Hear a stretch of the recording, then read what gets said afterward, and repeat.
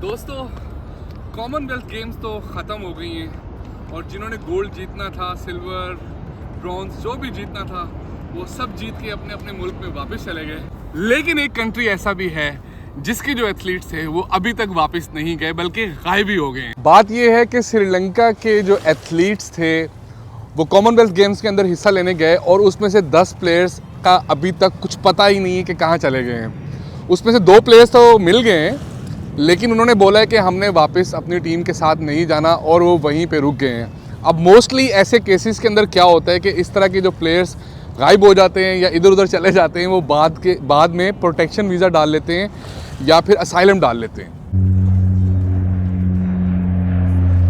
अच्छा, मुझे ये लगता है कि इन लोगों को पहले से ही पता था इस चीज़ का और इन्होंने अपना माइंड बनाया हुआ था, क्योंकि इनको ये तो आइडिया था कि इंग्लैंड के अंदर बड़े बड़े जो करप्ट पॉलिटिशियंस होते हैं वो वैसे असाइलम लेके बैठे हुए हैं, उनके पास प्रोटेक्शन वीज़ा होता है।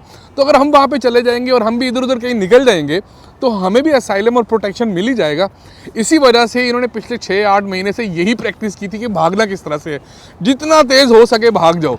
ग्राउंड के अंदर बेशक नंबर 1 ना हो, लेकिन बाहर जाके नंबर 1 आ जाओ और उसके बाद कहीं ना कहीं जाके किसी ना किसी कोर्ट के अंदर जाके असाइलम डाल दो अपना और वापस नहीं जाना। एक मज़े की आपको बात बताऊं, श्रीलंकन एथलीट्स ने ये पहली दफ़ा ऐसा नहीं किया। 1993 के अंदर इनके कुछ 11 मेंबर्स थे जो एथलीट्स थे, वो कनाडा के अंदर गए खेलने के लिए और उसके बाद उनमें से सिर्फ एक बंदा वापस अपने कंट्री में लौटा। 10 जो थे वो इधर उधर निकल गए। वो किसी देसी के पास काम कर रहे होंगे, किसी रेस्टोरेंट में लगे होंगे या फिर कहीं ना कहीं कोई पैकिंग शैकिंग का काम कर रहे होंगे, उनका कोई पता नहीं चल सका। इसके बाद 2004 के अंदर भी ऐसा ही हुआ। 2004 के अंदर इनकी कोई 23 मेंबर्स की टीम थी जो जर्मनी के अंदर हैंडबॉल खेलने के लिए गई और उसके बाद वो 23 के 23 गायब हो गए। उन्होंने एक मैच भी खेला वहाँ पे। उस मैच को खेलने के बाद रात को पार्टी की और एक नोटिस छोड़ के चले गए कि भाई हमें ढूंढने की कोशिश मत करना, हम अब आपके मुल्क में आ चुके हैं और अब अपने मुल्क में वापस नहीं जाना चाहते। अच्छा, इनकी गवर्नमेंट ने सोचा कि भाई अब हमें कोई ना कोई स्ट्रिक्ट एक्शंस लेने पड़ेंगे, इसलिए 2021 के अंदर इनकी एक रेसलिंग की टीम नॉर्वे जा रही थी और उस टीम के साथ इन्होंने बड़ा ही एक सख्त किस्म का मैनेजर साथ बिठा दिया और इन्होंने कहा मैनेजर को कि तुमने लड़कों पे नज़र रखनी है, कोई लड़का इधर उधर ना निकले। बहरहाल जब वो टीम वहाँ पे पहुँची उसके बाद उन्होंने मैचेस खेले और जो मैचेस खेलने के बाद जब वो लोग घर आने लगे तो मैनेजर ने ये बोला, एक दिन पहले ये बोला कि यार मैं ज़रा बाहर से हुआ हूँ, मुझे एक काम है वीज़ा के चक्कर में, उसके बाद मैं वापस आता हूँ। पूरी टीम वापस आ गई लेकिन मैनेजर ही गायब हो गया। मैनेजर का आज तक कुछ पता नहीं चला।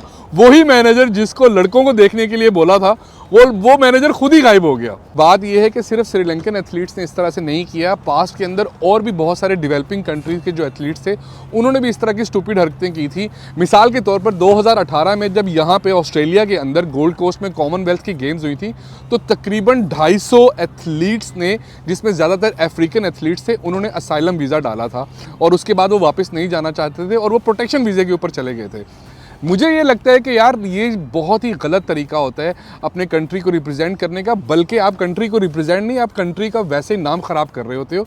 ये चीज़ बहुत गलत है यार। गलत तो है भाई, बिल्कुल गलत है, लेकिन एक बात सोचने की है और वो ये है कि चलो बाकी कंट्रीज़ के तो एथलीट्स प्रोटेक्शन वीज़ा डालते हैं ना, हमारे कंट्रीज़ के तो पॉलिटिशियंस ही असाइलम ले लेते हैं दूसरे कंट्रीज़ के अंदर जाके और वापस आने का नाम ही नहीं ले रहे होते यार। ऐसा नहीं करना चाहिए, क्योंकि इसी वजह से जो इमिग्रेशन के लॉज होते हैं वो डेवलप कंट्रीज़ के अंदर बहुत स्ट्रिक्ट हो जाते हैं, जिसकी वजह से विजिट वीज़ा लेना मुश्किल हो जाता है, स्पेशली डेवलपिंग कंट्रीज़ में से। और किसी भी आम शख्स के लिए जो किसी भी स्पोर्ट्स का फ़ैन होता है और वो वहाँ पर गेम जाके देखना चाह रहा होता है, क्योंकि जो इमिग्रेशन होती है फिर वो ये सोचती है कि यार पता नहीं ये बंदा जेन्युइन है या नहीं है। आपका क्या ख्याल है इस बारे में? कमेंट सेक्शन में लिख के बताएं मुझे। Till that, thank you so much, piece.